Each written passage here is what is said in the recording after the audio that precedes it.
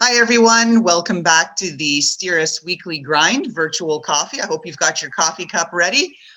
I've got my water glass ready, but same thing.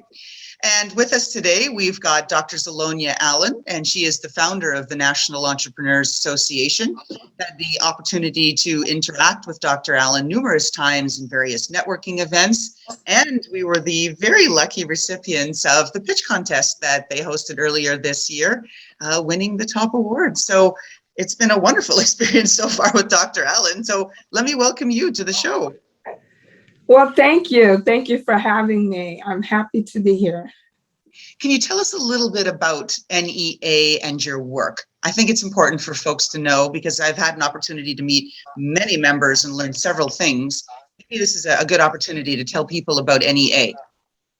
Absolutely. So NEA is the National Entrepreneurs Association, and we are a network of entrepreneurs from across the country. And we have two primary goals and objectives. Number one, networking. So we provide quality networking events so entrepreneurs can connect with like-minded and higher-minded entrepreneurs, and training. We offer 2 training conferences a year, and we're launching our Entrepreneur Boot Camp this month. So really excited about that. But we're all about connecting entrepreneurs and training them to grow their businesses. Oh, fantastic. And maybe you should give folks a little bit about your background as well, why you've got those 3 little extra letters after your name, because it's relevant to the conversation at hand here today. Absolutely. So my PhD is in psychology, and I am a psychology professor. I graduated way back in 2004. So I've been doing this a while, and I really love it. And I take what I learned in psychology, just the basic principles, and apply it to entrepreneurship because I think everything is mental. In fact, I know that. And so I teach entrepreneurs how to have the entrepreneur mindset, how to think like an entrepreneur, because it's quite different from a 9-to-5 mindset. That's right. And there's a lot of pieces to that when you talk about sort of the mental and the mindset behind entrepreneurism. And of course, as STEERus, we talk a lot about soft skills because that is what we do. But one of the things that I wanted to, open the show with is one of the soft skills, which are really kind of undervalued and sort of going by way of the dodo bird. And that's this professionalism that where you show up. Right? You come to a meeting dressed. I have met you on numerous occasions now via Zoom, and you are always impeccably dressed. You look professional and polished, but a lot of people show up in ratty t-shirts. Yes. I really believe in making a great presentation, and that includes your appearance because you never get a second chance to make a first impression. And people are judging you whether they acknowledge it or not. It's natural. When you see someone, you automatically want to know more about them so you know how to deal with them. So we subconsciously look at how they look, their race, their gender, how they're dressed, and we put them in a category. Mm-hmm. And so all of this is going on at the speed of light. And so I always want to make a great presentation. And I think people should really think about that, especially entrepreneurs, when you talk about branding. What is your brand and what image do you want to portray? That's right. And then with this podcast, because we are really focused on the future of work, I think a statistic that is worth sharing is that on an average year, 2.2 million new businesses launched in the US. Last year, it was over 4 million. And that's where entrepreneurism is really taking a hold as the future of work. People are saying, I don't want to work for somebody else. I'm going to work for me. What have you observed, especially given your remit and managing, hundreds of entrepreneurs through the NEA? Absolutely. And right now with the pandemic, entrepreneurship has taken off. Prior to the pandemic, we were starting to see a decline. But I think because of the pandemic and because of so much sickness and people seeing people close to them pass, people are wanting to have more purpose and more autonomy. I think people are realizing that life is short and they want to do something that they love. And so that's why we're seeing this surge in entrepreneurship. But it's not an easy road. But if you find something that you're passionate about, you're going to give it your all, and it's going to be more fulfilling than a 9-to-5 job that you're just doing to get a paycheck. That's right. And so to that end, Zalonya, what do you think employees are struggling with right now in the workplace? I think employees are struggling with just that very thing that we talked about.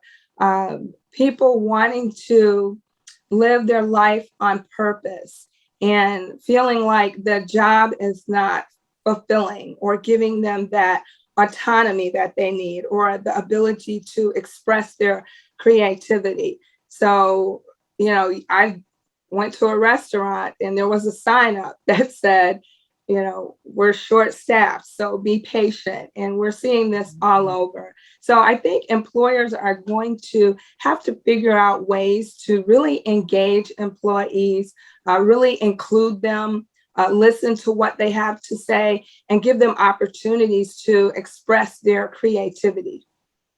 And are you seeing any particular initiatives, that are supporting those kinds of needs that you've just outlined by, particular companies? Like, feel free to name them or not name them, just in general. How are business owners, business executives, and leaders going about bringing that level of engagement to their employees? What have you heard? What are people doing? Well, actually, what I have been seeing, people are offering hiring bonuses. And that's great, but I think we have to do more than just throw money at people. So other than the hiring bonuses, I'm not seeing a whole lot, to be honest with you. But I think we will see more because we have to. I mean, we have to engage employees if we want them, because they're going to explore entrepreneurship and they're going to explore other options, because right now there are a lot of openings out there. I think one of the things that employers can do is create opportunities for employees to have more ownership, put them in teams and maybe allow them to set policy or come up with ideas that would make the workplace more productive.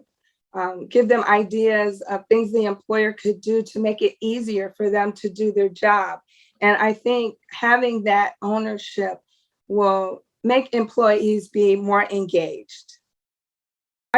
And a question that I like to ask, again, no surprise given, where STEERus is focused, but which soft skill do you think is lacking out there that you wish people had more of?